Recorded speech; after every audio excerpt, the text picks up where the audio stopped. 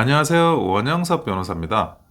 오늘은 전국적으로 80조 원 정도 되는 재건축장이 선단하는 소식을 전해드리고자 합니다. 올해 전국 재건축 재개발 도시정비 사업 규모는 약 80조 원입니다. 작년 정비사업 발주가 64조 원이었다는 걸 감안하면 약 25% 이상 늘어난 수치입니다. 서울에만 70여 개 구역 공사비가 약 50조 원에 해당이 됩니다. 한마디로 서울 수도권 재건축 빅사이클이 열리는 해라고 보면 될 것 같습니다.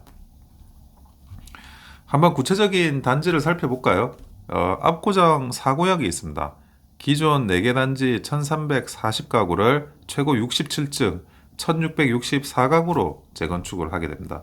그리고 압구정 3구역, 5구역 여기도 이달 중에 입찰 공고를 할 예정입니다.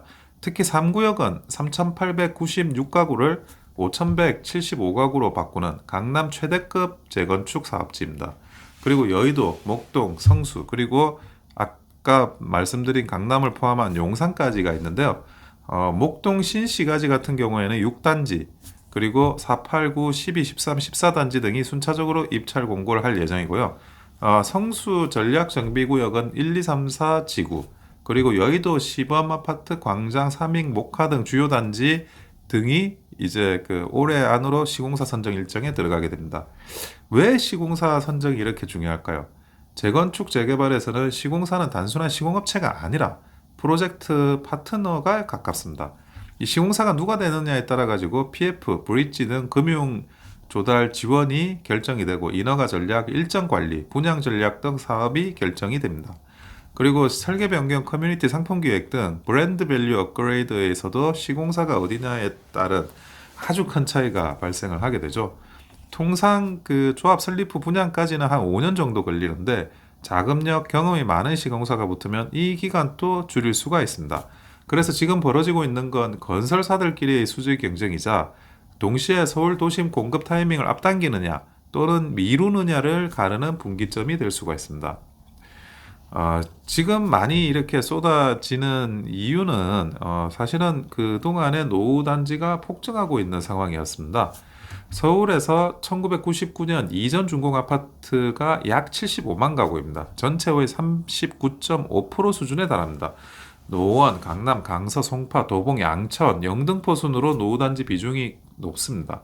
특히 수도권의 1기 신도시, 성남 분당 등과 지방 노후 도시 물량까지 고려를 하면 한 번의 재건축 연한을 넘긴 단지들이 몰려오는 시기가 되어버렸습니다.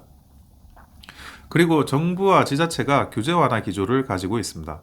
안전진단 완화, 정비사업 절차 간소화, 조합 설립 동의요건 완화 등 이전 정부에서부터 계속되어 온 이런 재건축 완화 정책들이 지금 또 빛을 발하고 있는 상황까지 가고 있습니다.